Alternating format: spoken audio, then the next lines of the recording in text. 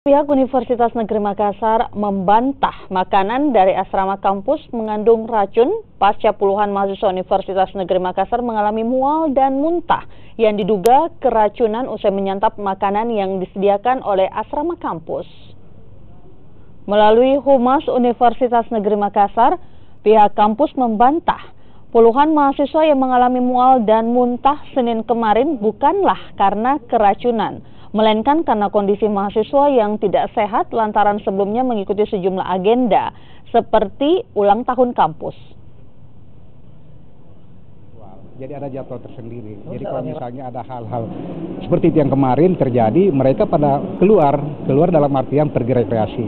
Di sana ada beberapa orang yang terkena, dia seperti orang mengatakan itu keracunan. Sesungguhnya itu kita bertanya karena persoalannya di luar.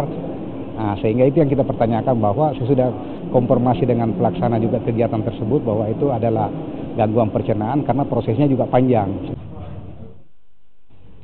Sebelumnya